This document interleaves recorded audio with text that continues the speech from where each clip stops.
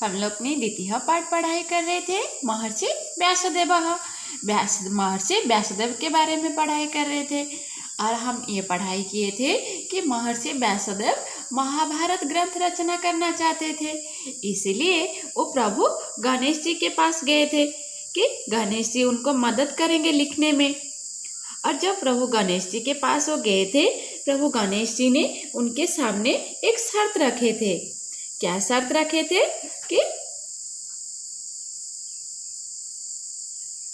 कि आरंभात् समाप्ति यावत् भवान् विनाशगणं धारा प्रवाह पूर्वकं च कथयिष्यति चेत् अहम् एतत् कार्यं कर्तुं शक्नोमि।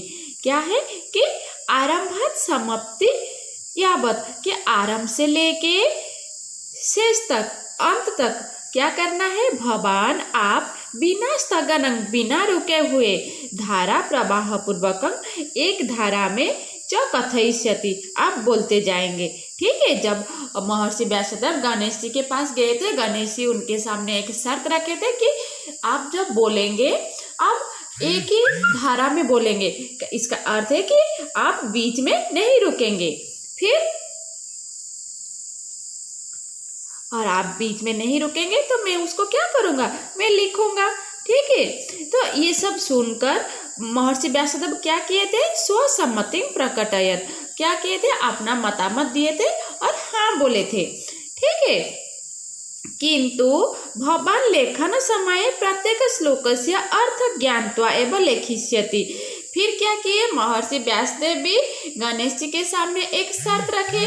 क्या शर्त रखे? कि आप भी जितने सारे श्लोक लिखेंगे, सारे श्लोक का अर्थ जानते हुए लिखेंगे। इसका अर्थ ये नहीं कि मैं बोल दूंगा आप लिख देंगे। मैं धारा प्रवाह पूर्वक, मतलब बिना रुके हुए मैं सारे श्लोक बोलूंगा और जो श्लोक मैं बोलूंगा वो श्लोक आप उसका अर्थ जानते हुए लिखेंगे। ठीक है। अर्थ ज्ञानम, मतलब अर्थ को जानते हुए लिखेंगे। अर्थ ज्ञात्वा, अर्थ जानते हुए एवं लिखिष्यति, लिखेंगे। यदि कस्यापि श्लोकस्य अर्थ ज्ञानं न भवति तर्हि तत्रैव लेखन्याः स्थगनं कृत्वा विचारपूर्वकम् अर्थ विज्ञाय च ततः अग्रे लेखनीयम्। यदि कस्यापि, यदि कोई भी श्लोकस्य अर्थम, श्लोक का अर्थ न ज्ञानम न भवति, आपको बीच में कोई श्लोक का अर्थ आपको नहीं पता होगा, फिर आप क्या करोगे?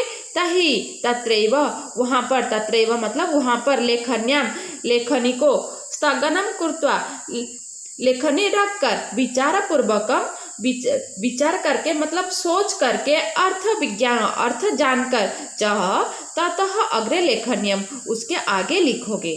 ठीक है। जैसे कि आपको सपोज आपको कोई श्लोक का अर्थ बीच में पता नहीं चला, आप क्या करोगे? आपके लेखनी को रखोगे, रख के और फिर उस श्लोक का अर्थ सोचोगे, फिर श्लोक के अर्थ सोचकर और उस श्लोक के अर्थ को जानकर फिर आगे लिखोगे। ठीक है। श्री गणेश अपि स्वसम्मतिं प्रकटयत, श्री गणेश भी क्या किया? अपने मतामत प्रकट किए, बोले ठीक है। फिर ततः महाभारत नामक, महाभारत रचना कार्यम से प्रारंभ अभवत।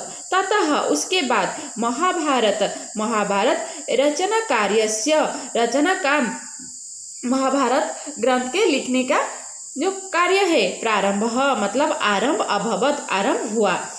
महर्षि व्यासदेव एकैकशः, एकैकशः का अर्थ है एक करके।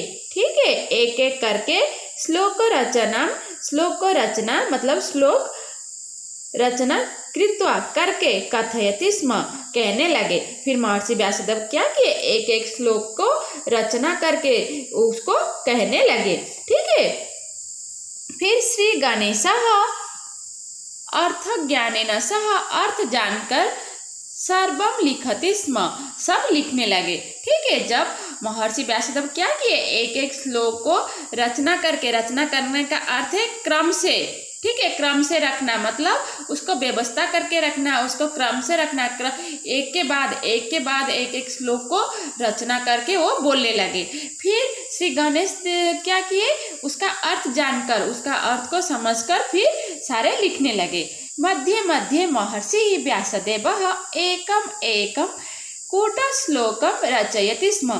फिर बीच बीच में महर्षि व्यासदेव क्या कर रहे थे, एकम एकम कूटश्लोकम, एक एक कठिन श्लोक रचयति स्म, रचना करने लगे, कहने लगे।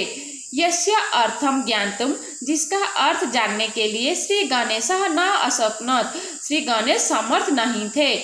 तो महर्षि व्यासदेव क्या किए, बीच बीच में एक एक कठिन श्लोक बोलने लगे। ठीक है, जैसे कोई कठिन शब्द होता है, आप लोग को अर्थ पता नहीं चलता है, ठीक है, उसी प्रकार महर्षि व्यासदेव क्या किए, एक एक कठिन श्लोक, बीच बीच में एक एक कठिन श्लोक बोलने लगे और जिसका अर्थ जानना समर्थ नहीं थे, श्री गणेश जी समर्थ नहीं थे।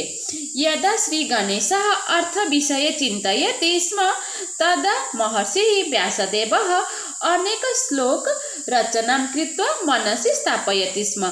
जब श्री गणेश क्या किए, जब महर्षि व्यासदेव कठिन श्लोक बोलने लगे, श्री गणेश जी उसका अर्थ पता नहीं था, फिर गणेश जी क्या किए, उस श्लोक के अर्थ के विषय, अर्थ के बारे में चिंतयति, सोचने लगे। तदा महर्षि व्यासदेवः, तब महर्षि व्यासदेव क्या किए, अनेक श्लोक रचना कृत्वा मनसि स्थापयति स्म, बहुत सारे श्लोक को रचना करके मन में स्थापना किए, मन में रखे। ठीक है, क्रम से उसको स्थापना करके रखे। जब श्री गणेश जी सोचने लगे उस श्लोक का अर्थ, फिर उसी टाइम व्यासदेव क्या किए, और बहुत सारे श्लोक को अपने मन में रचना करके रखे।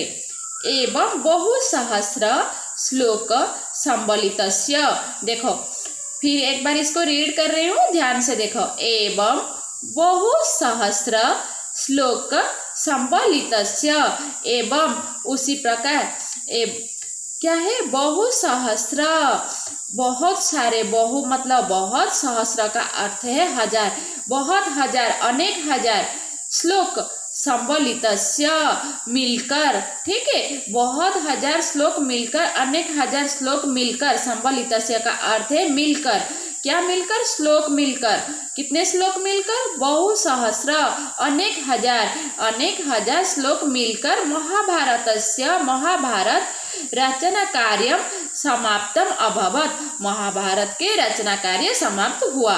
कैसे समाप्त हुआ, अनेक हजार श्लोक मिलकर महाभारत ग्रंथ का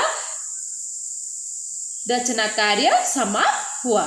ठीक है, और अस्मिन् विशाल ग्रंथे, ये विशाल ग्रंथ में सर्वविधम ज्ञानम अस्ति, सारे कुछ ज्ञान है।